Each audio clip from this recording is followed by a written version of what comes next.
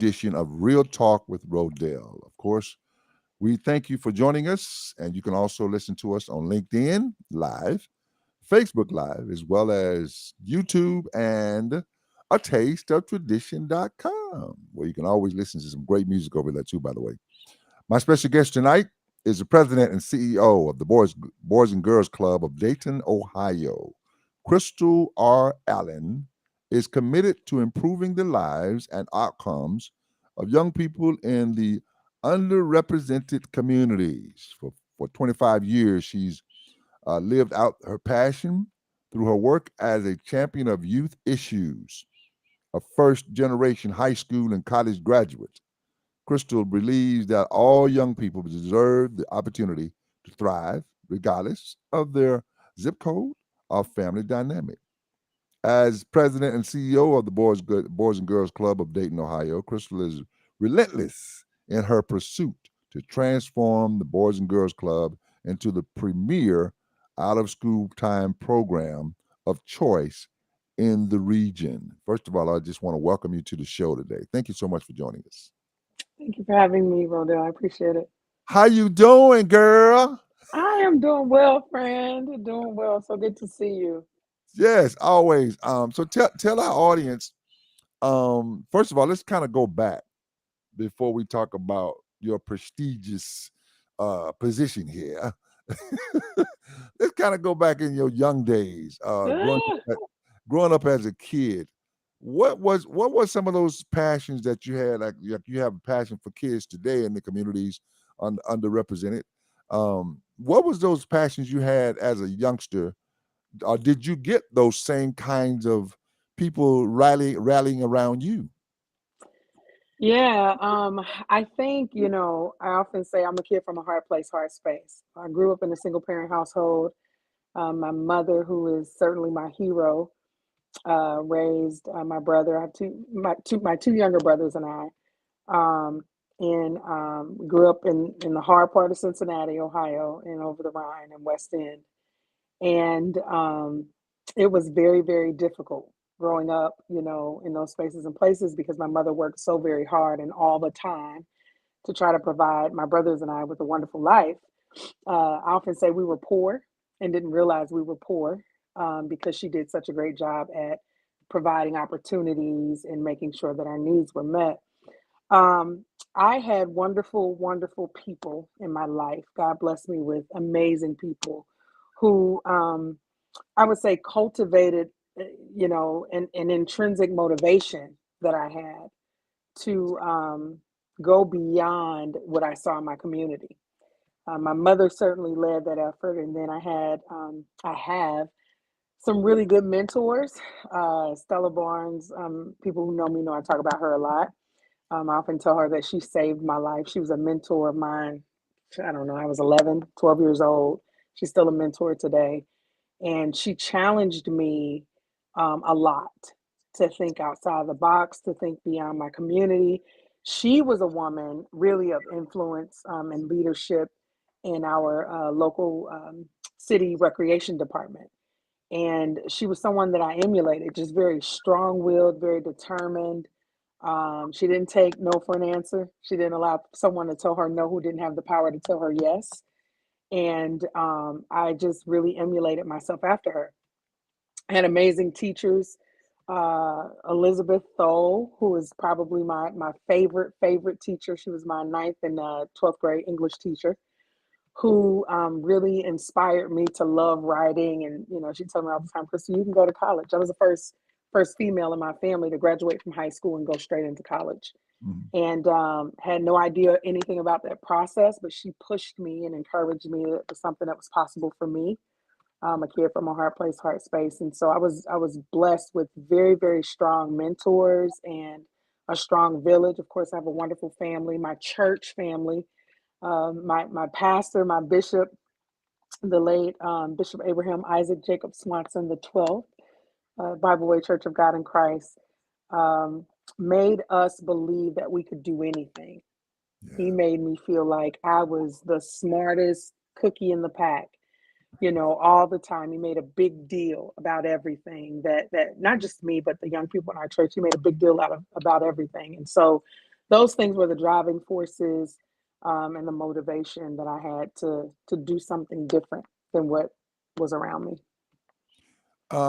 Did you have any some of your peers maybe that maybe was discouraging you during the process, or it was an easy road for you?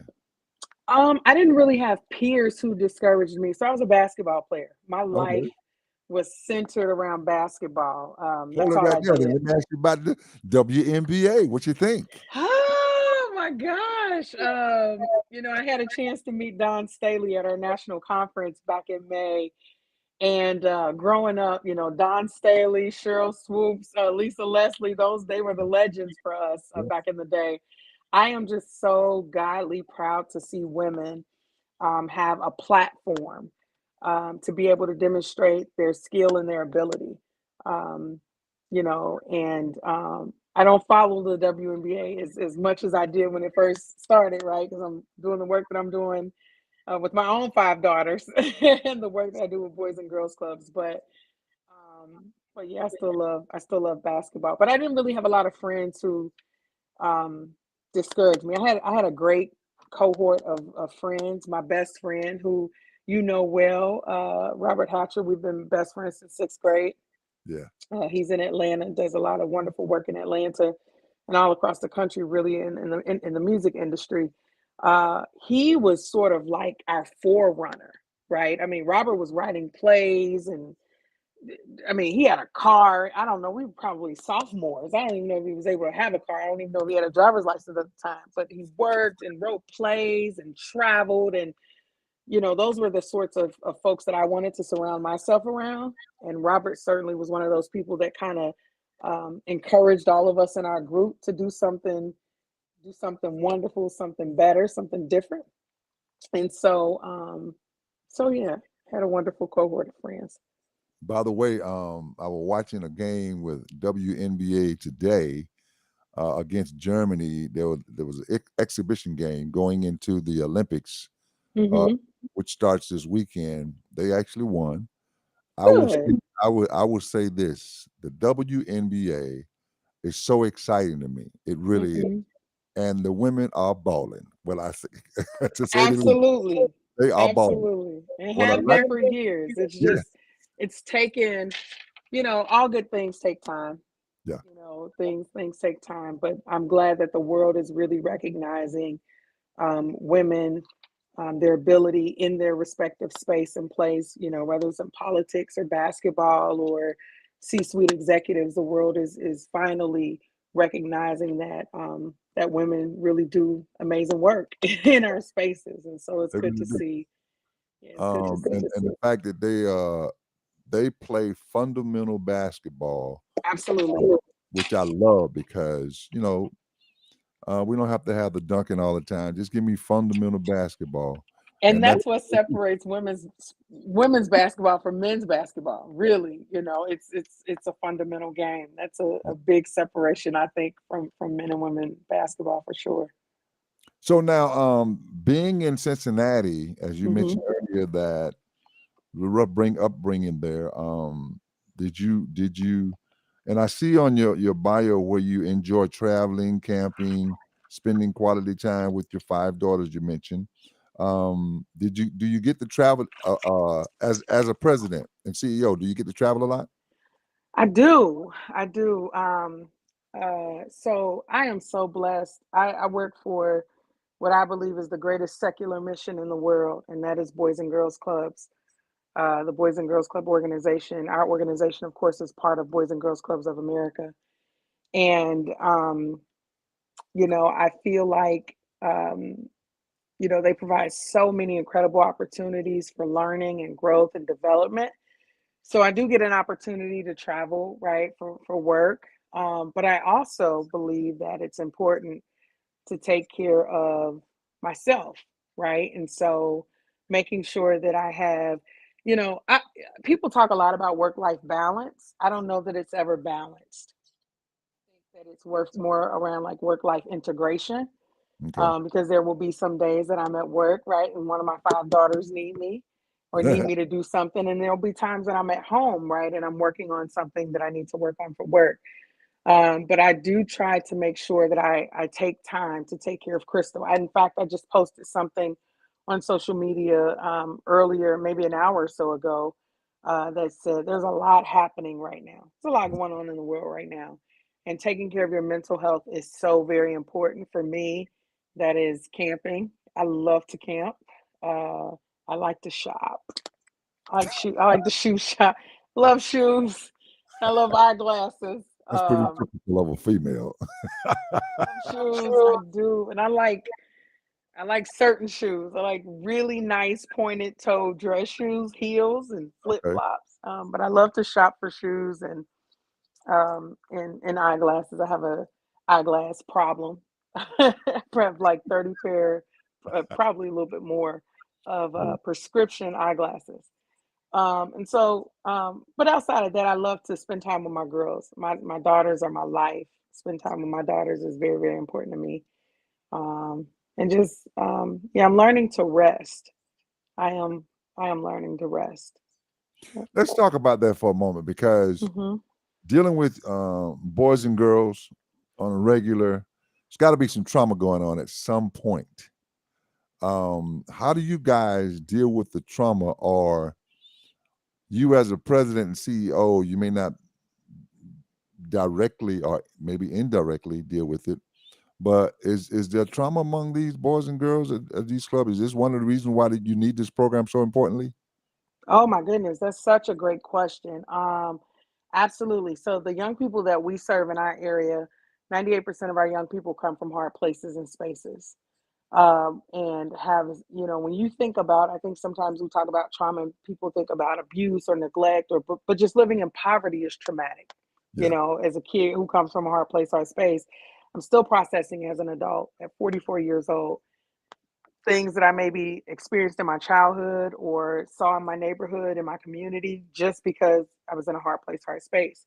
Hmm. So there is significant trauma when you couple being born in poverty, right? The lack of resources in some of our communities, the disparities of equity and racism and all the things, education systems and health inequities. I mean, there's so many things. You take all of that and you throw a pandemic on top of that, right? Which just Yeah. kind of blows everything up. Sure, there's trauma. There's a lot of trauma. One of the things that we did as a Boys and Girls Club, we made a significant investment in that we have a full-time licensed social worker on site. A lot of times you see full-time licensed social workers, in clinics or schools but that was an investment we made last year and it has been a game changer for us. So we, have a core program that we deliver every day, but we are now learning how to deliver those programs through a trauma-informed lens. So, right. So maybe this young person we don't say that our young people are bad or, they're running around, they're crying. They could be thirsty. You know what I mean? They could need a snack. There's so many things that could be going on. They could simply be tired. Yeah. I know how I get when I'm hungry or when I'm thirsty or when I'm tired, right?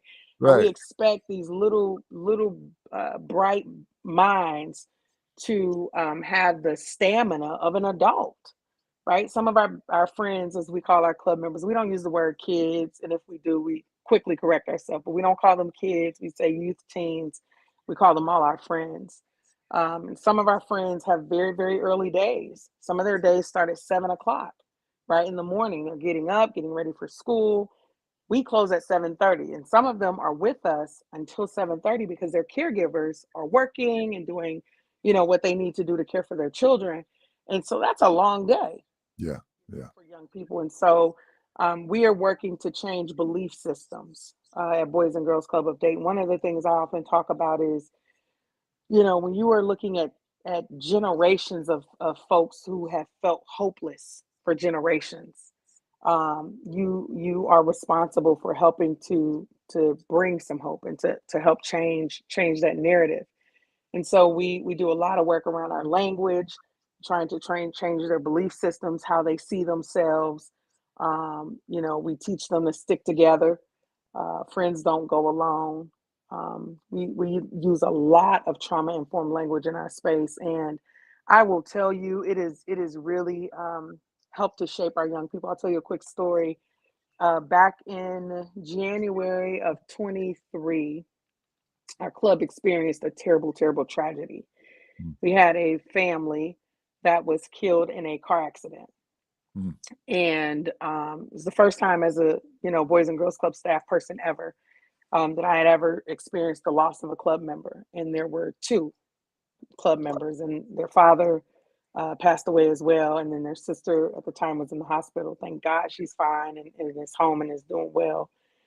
But I remember just being in the building that it was just the day after. It was just it was like a war zone. Just what we heard, and kids crying and staff crying and caregivers.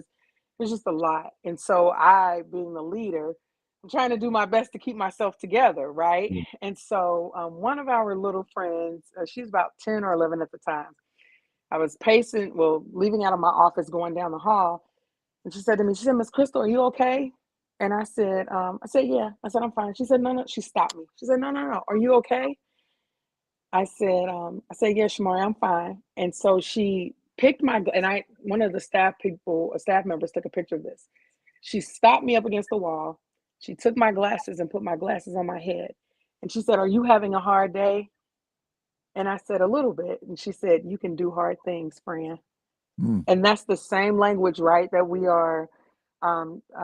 share with them. And so for her to be able to stop and recognize that even as an adult, right, we have hard days and we can do hard things, and then for her to be able to, regurgitate that, to Yes. me, it was so powerful. It was absolutely powerful. So then I take it is very vital for these kids to get the treatment they need in these programs. And I guess that's why it's important to have a Boys and Girls Club, would you say? Absolutely. And we are so blessed in this country. We have more than 5,000 clubs across the country. We have Boys and Girls Clubs in every state and on every military base, locally and abroad. And so there are incredible, incredible people all around the country doing incredible work. The work of Boys and Girls Clubs, and I feel very blessed and fortunate and honored to be a part of this movement. And certainly in our community, it is a dire need. So the four buckets that we focus on locally at our Boys and Girls Club organization is really four buckets. First is health and well-being. So every single day, all of our young people, kindergarten up until their 19th birthday. So we serve the full gamut. A lot of people hear boys and girls and they think little friends. They don't realize we serve young people all the way up until age 19. But they participate in 45 minutes of health and wellness. And so, what that means for us is 45 minutes of physical movement every single day. I often say we're not interested in creating athletes. We just want our young people to know what happens to their big, beautiful brains when they move their bodies, right? And so, we, eliminated all the hot, flaming, all that stuff. We have hydro stations, so we don't have soda machines in our club. We have water fountains. They drink water, hydrate all day, right? Because we know from trauma that sometimes the behavior a young person or a person period could be related to dehydration, right? Yeah. And so we make sure that they stay hydrated. After school, which is our bread and butter space, we provide a snack right after school and a hot nutritious dinner every single night. And then during the summer months, we are run a full summer camp, 8 to 4. This is the last week of summer camp. It's been a long camp, but a wonderful camp. We provide breakfast, a morning snack, lunch, and an afternoon snack. Last year, we served more than 40,000 snacks and meals to young people in our community. And so that's the health and wellness bucket. I talked about the full-time licensed social worker that we have. We do a lot of prevention programs around anti-bullying, Passport to Manhood, Smart Girls. Those are National Boys and Girls Club programs to help our young people really to build their confidence and their self-esteem. So we do a lot of prevention programs. Next to that bucket, I would say we focus on academic success and recovery. We know that COVID, there's so much data that shows Because of COVID, young people are behind, but those who were already behind are even further behind, right? Mhm. And so we focus a lot around academic recovery and success. So every day, our young people participate in 45 minutes of academic enrichment. We've invested in uh, academic intervention for our K to third graders. Kindergarten and third grade, you learn how to read. After that, you read to learn. So if you can't read, it's hard to learn, right? Yeah, And yeah, so we really, really focus in on that, as well as, on-time grade promotion, high school graduation, all those good things. But we have a lot of wonderful partners all through the Dayton community who come in and help us with that. A lot of our local universities that come in and help us meet that need. Our third bucket is really centered around character and good leadership, and making sure that our young people understand that they are part of the community. They deserve to be part of the community. yeah. They are the today and the future of the advancement of their community. We are located in West Dayton, which I shared is a very, very, very tough part of our city. And I often share my story. I grew up in the West End, over the Rhine in Cincinnati. And, we heard growing up, you graduate from high school, you get out of this neighborhood, you get out of over the Rhine, Right. particularly. And look at over the Rhine today. It's gentrified. I mean, it's a beautiful, beautiful place to live right now, right? And so, how do we empower our young people to love and own their community so that they can be a part of the revitalization of that community? And then the final bucket is really around life and workforce readiness. Mm. And so, how are we helping to prepare our young people with the life skills that they need to become self sufficient adults? That is the goal. So how are we helping them build soft skills? But also, how are we helping them to be prepared for the workforce? There's a lot of conversation about filling a pipeline and doing all that, which we all know every community needs that right now. But what we're not spending a lot of time doing is working on helping our young people build the resiliency skills that they need to be able to not just get a job, but to keep it, Mm. right? Helping them identify pathways, right? One of the things that I'm sure you were asked, when you were a kid growing up, I was certainly asked, what do you want to be when you grow up? Yeah. Right? I was asked that. I wanted to be a lawyer. My degree is in English pre-law. I was going to go to law school and change my Okay. mind. I didn't think I was smart enough, Rodell. So I was like, nope, this is not But you for me. probably you probably still can do that. What would be a prosecutor or a defensive lawyer? I don't know. I don't know. I have a friend in Dayton, Darius Beckham. He and I joke, we call each other Dr. Beckham, Dr. Allen. He's like, Crystal, you need to just, so he sees me calling me Dr. Allen. I'm like, I'm not that smart. But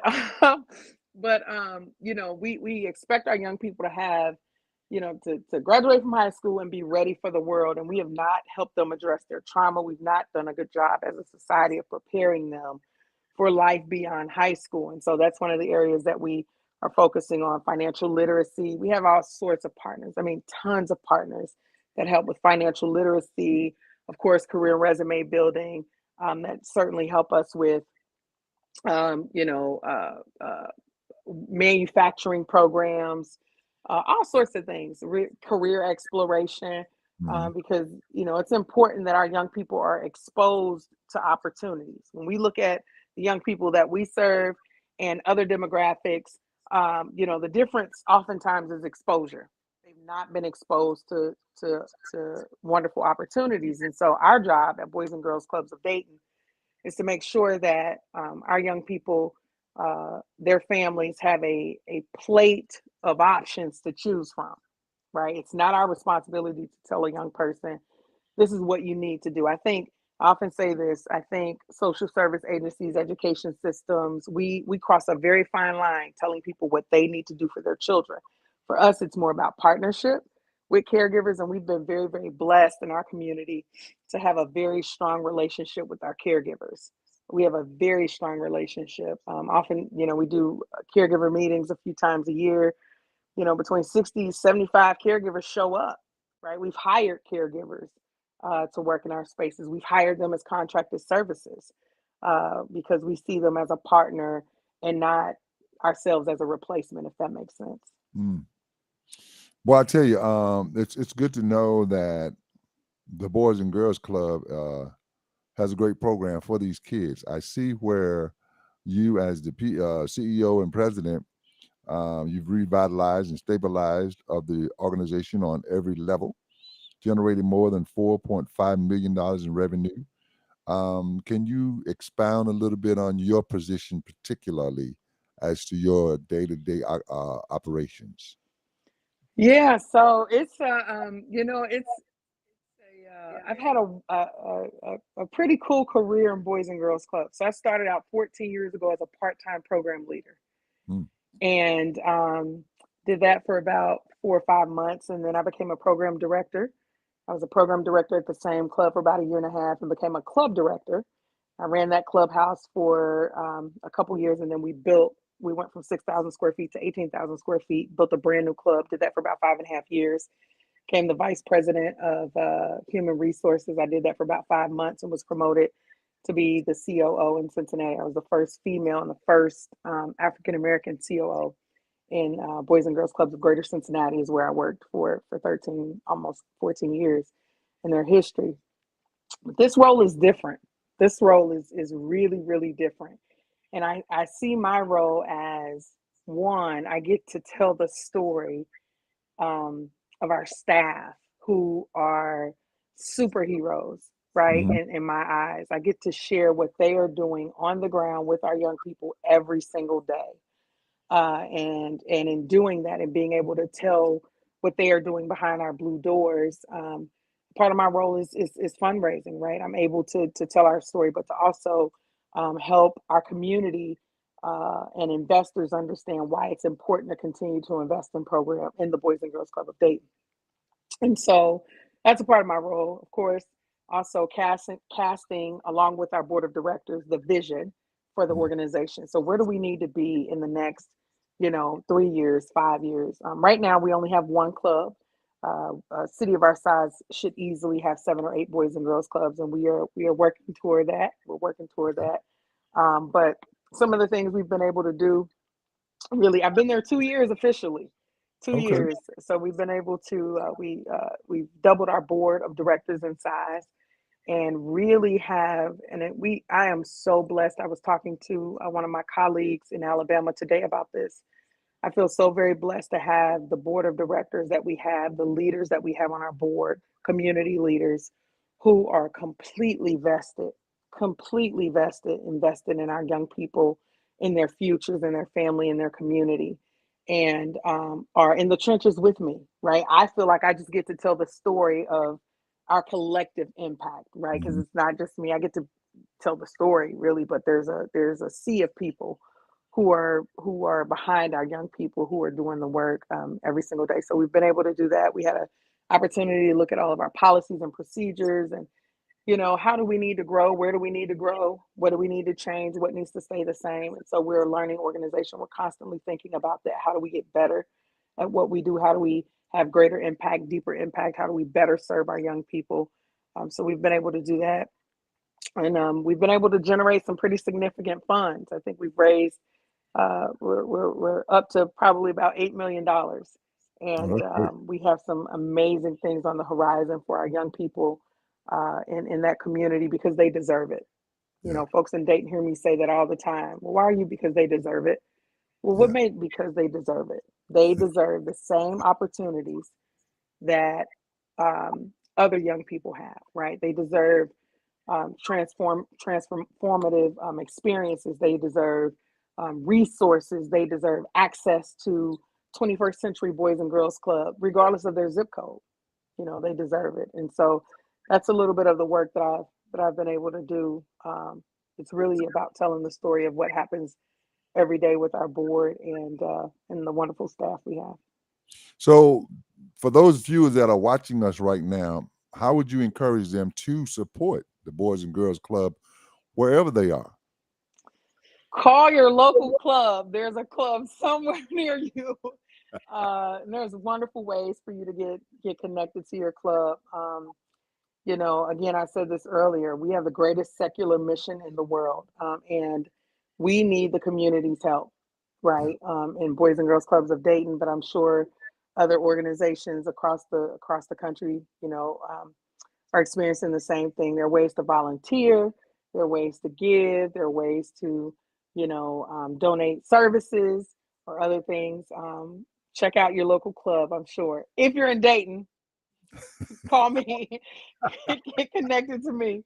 We are located at 1828 West Stewart Street in Dayton, Ohio, and we'd love to have you stop by for a tour sometime. Now, Crystal, you attributed your attributes has been your success has been towards your faith, as you mentioned earlier, and your strong village of people of your family. You're also a member of the Alpha Kappa Alpha Sorority Inc. Incorporated, and founder member, board member of the Citizens of the World Charter School. Um, what do you say to someone that may be on the borderline of maybe trying to change careers, Hmm. that maybe want to be in a position where they can help kids? Because it seems as if that seems to be the DNA of our country right now, or our culture, or our country at large, is that if we can take care of these kids, man, we can have a better life, a better world around us. What do you say to those that maybe saying, you know what, I'm actually I've been anticipating on maybe trying to change careers. What do I need to do to move forward to maybe help kids? You know, maybe a program that you can start out with kids. Maybe if it's not the Boys and Girls Club, something that's centered around kids. What would you say to that?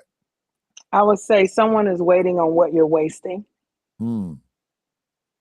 There are young people who are waiting on what you're wasting. So if you have an innate desire to serve young people, to help support young people, there are young people in your community, wherever you are, that are waiting for you. And I think sometimes we think about service to young people. It can be, scary with all the technology and the social media and all the things that are the trauma, right? That a lot of our young people in our country are experiencing. It can be a little bit intimidating. I would say, um, think about where your passions lie, right? Think about what you had or what you wish you had as a young person, and go be that for somebody else. Mm, You don't have to necessarily get connected to a boys and girls club. Sometimes we can be what we needed in our own homes. I yeah. challenge myself with that sometimes. Like, Crystal, are you leaning in with your daughters the way that you need to? Right? In our churches, our communities, our neighbors, like, really, really being connected to young people. I have a chance to connect with our teens a lot, and to just listen to them talk it just amazes me. I learn so much from them. I learn a lot from my own daughters as well. And one of the things that I hear incessantly is that adults do not listen. Mm, You don't listen to us. You ask us how we feel, you ask us what we need, we tell you, and you tell us why we don't need it or why we shouldn't feel that way. And so I would say, if you're entering into this space, right, being able to enter this space with the intention to learn from our young people. They have a lot to say, they have a lot to share, but they don't often feel like, adults listen to them, which mm, is, can easily cause them to shut down, right? yeah. And get to a point where they feel like they don't want to share. So I would say, stop wasting what you have, that a young person is waiting on that. And it might be hard. It probably will be hard, because we're in a completely different dispensation of time, right? With the young people we have now. But you can do hard things. Just like, my little club friend told me, you can do hard things, and somebody's waiting on that. How about that? How about that, man? This has been great because it just goes to show that if you do what you can for as you said, you made an interesting point about young people say, "Well, adults just don't listen," and you're right. A lot of times we don't. We're like, no, I don't want to hear that. So Yep. yeah, just take the time Hmm. out and allow them to speak. Let them to hear their voice, because they do have a voice, and they have a perspective. They They have do. a they have a way of presenting it. They have their own way of presentations, and if we don't listen, we're gonna miss out. We're gonna miss out. Yeah, yeah, yeah, yeah. Yeah, we're gonna miss out. And they have a lot to say, um, and they have a lot to offer. Mm, Really have a lot to offer. I think, I see this even at home with my own girls. You know, they are so this generation, they're just wired differently in a wonderful way. Like they just the way that they're able to process information and do things, in a millisecond almost. I think for a lot of us, we are so stuck in our ways and used to doing things so regimented and this way, and it has to be this way because this is the way I learned it, and you need to learn it this way. It's just very, very different for them, and being able to understand also that I hear this a lot. I hear this in a lot of different spaces in youth development. I hear it at church. I hear it all over. These kids, they ain't going through anything different than what we went through. That is not true. Mm. There is that I'm 44. I didn't grow up with a cell phone, right? I couldn't get on my phone at 12 years old and see what's going on in China, right? Right. This is a completely different time, and they have access to the world like at the touch of their fingers, which is blessing and bane, right? Yeah. Because they're now exposed to so much. But I think they need more children. Young people can never have enough positive, caring adults in their lives. They can never have enough positive, caring adults in their lives to help guide them and steer them. They all want structure. They crave structure, in fact. Mhm. They look for structure, and they need, whether it's a caregiver, another family member, a neighbor, a teacher, a coach, whoever that might be, to be stability, a stable structure in their lives. They crave that and they need that. So, did you ever think that you would end up here as a president and CEO? How does your faith walk connects with your position? God, God, God, God, God. That is not ever in a million, not ever in a million years. So I'm going to tell you this story. I call it my broken shoe story, um, that I've shared so many times. I know that was God divinely orchestrated, me being in this role. So April 1st, 2022, I resigned from my role, my previous role with Boys and Girls Clubs of Cincinnati, with the intent to leave August 31st. Okay. Uh, April 5th, just 4 days after I resigned, 4 or 5 days after I resigned, I am in Columbus for a state Boys and Girls Club meeting. And while going into the state capitol, my shoe broke. Mm. Okay. Now I'm a little fluffy, bro. So I'm walking through the state capitol in the rotunda trying to balance myself on this broken shoe, right? The rotunda is it's loud. I'm completely embarrassed.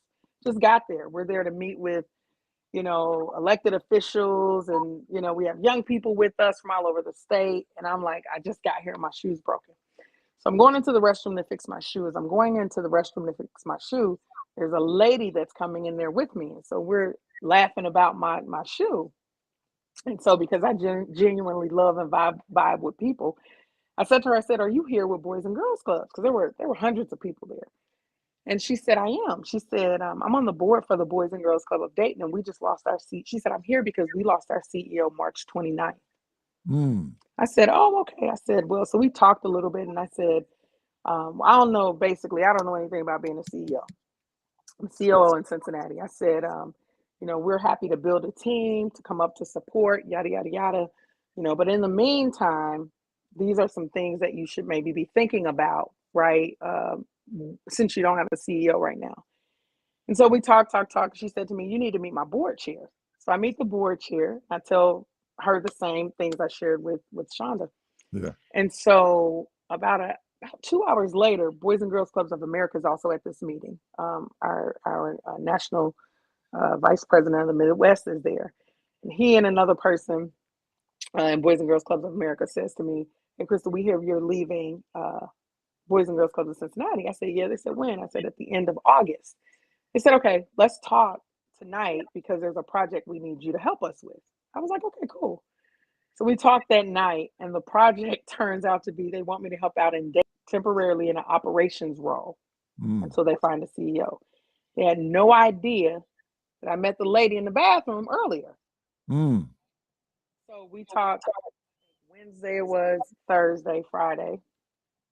driving home to Cincinnati, and I called my executive coach, who I've been working with, at this point for a little while.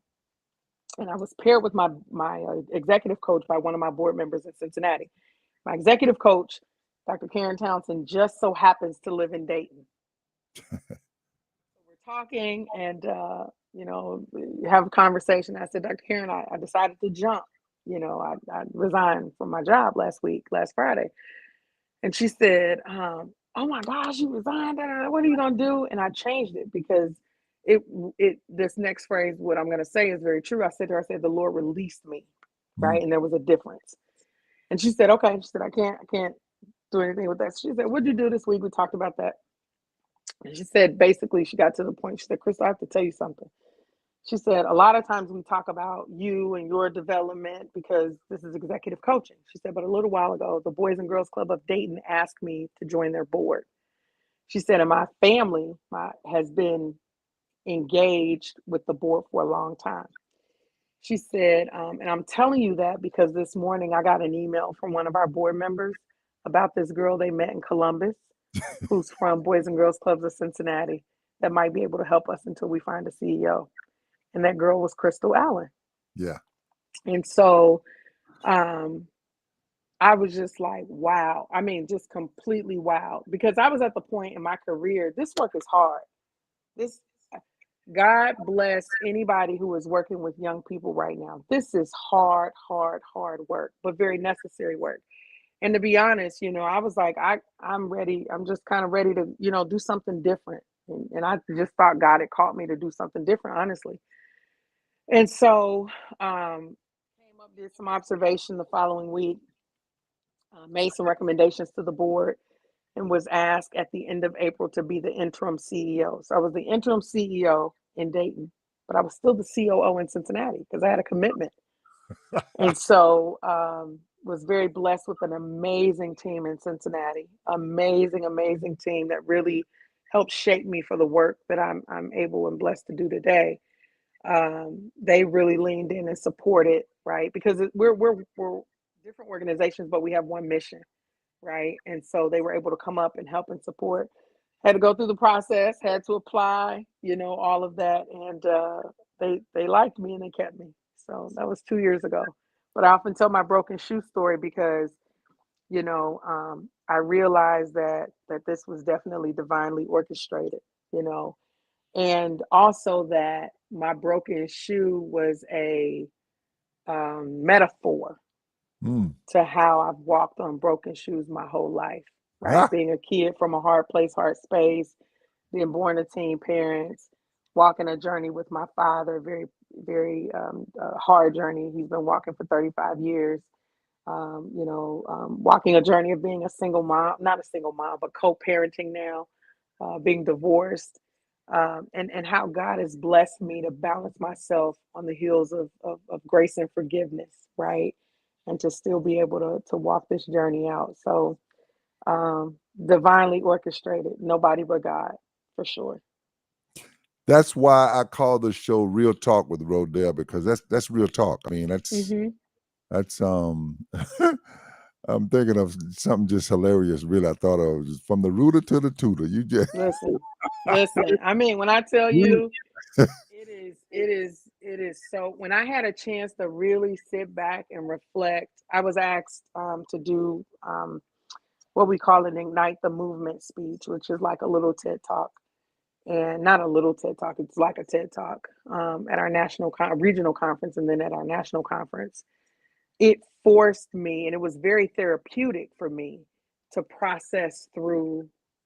Like, girl, do you know what you've been through? Do you know yeah, what God has blessed you to walk through? yeah. Um, and I mean, it's just amazing. And I remember saying to the folks that, at the end, if broken crayons can still color, then certainly a broken shoe can be a launching pad, Wow. or a stepping stone, for the next dimension of your life. And God has opened up so many doors. I mean, has blown my mind. My good, good, good friend and sister, Latasha Hankerson, taught me In 2016, she said to me, she said, Crystal, sometimes God will break your heart to blow your mind. Hmm. And that has stuck with me since that day, in November of 2016. And he really, really has. I never, ever, ever imagined that I would be able to do the work that I'm doing with the amazing people that I get to do it with. I'd be blessed with 5 incredible daughters, a mom that just is, I can't even describe my mom. She's just so amazing. Wonderful friends, a great support system, families, and a community that trusts me. To be able to do this work, I never in a million years, never in a million years. No, Well, I applaud you. Congratulations on appreciate that. your position now, because it just goes to show you that everybody has a journey, and I just wanted Hmm. to share yours, and I'm glad you were able to do that, because people need to know where we come from, but doesn't necessarily mean that's where we got to end up. Amen.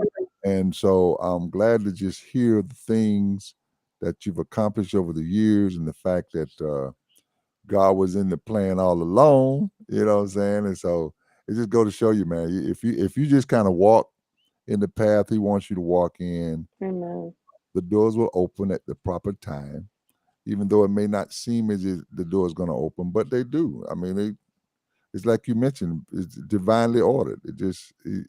He literally ordered your steps. Literal, literally, I was on fire too. And my shoe broke. That was my good black Michael Kors pump. Well, I'm fluffy. I don't wear cheap shoes. I can't wear cheap shoes. Right. Oh, I was on fire. Not for the Lord. I could not believe my shoe broke. But you know what? I've not, I've not gotten it fixed. I have a See, case for it. say what now? I did not get my shoe fixed. I get that question all the time. Did you get your shoe fixed? Nope. I have it in a case. Oh wow, wow! You Yeah, still I have have it that in a shoe? case. Mhm. Wow, Yep. wow! How about that? How about that? A broken shoe. Broken shoe. Yep. Man, that's a wonderful story. Thank you so Yep. much for sharing that with us, because we'd have never known, man. Because it just go to show you, man, we can come from a broken place, and God can put us back together again. Amen. Think of the song that Tremaine did years ago. God wants to put you back together again. The Potter's House. Amen. You know what I mean? Amen. And He can do Amen. it. Can't He nobody can. like Him. I mean, so if we allow Him to, He will. So true. So true. Any And close? and Oh, it go ahead. takes time, in closing I'll say that, like, it takes time. I think one of the things I always say in closing is we have to learn to give ourselves grace, Mm, right? And to know truly, like, people are doing the very best that they can with what they have. right. And you got to be able to give yourself grace. And there is life, there is glory after this. Whatever your this is, there's life and there's glory after it. And it may not feel good going through it, but Yeah. that's why you're going through. Yeah. Wow. Yep. Crystal Allen, Thank you, friend. the president and CEO of Boys and Girls Club of Dayton, Ohio. Ohio, everybody. Ohio. So I guess you're a fan of the Buckeyes too. No, I'm so terrible. I I'm a threw that in fan there. of Yeah, I threw no. that in there. I'm gonna say I'm a fan of the UD Flyers, the University of Dayton Flyers. Okay. Okay. Okay. Is my Well, at least team. there you go. There you go. Well, listen, that as long as it's someone in the Ohio area, that's good. That's a good thing. That's a Yeah, good. yeah. Keep doing what you're doing, man, because Thank obviously you. it's Appreciate it. working. Obviously, it's working, and I appreciate you coming on the show today and having some real talk with your friend Rodell. I really I appreciate it. appreciate it, Rodell. Thank you for having me, friend. Thank you for being there. Listen, everybody, thank you so much for joining us. Until the next time, thank you for listening to and viewing Real Talk with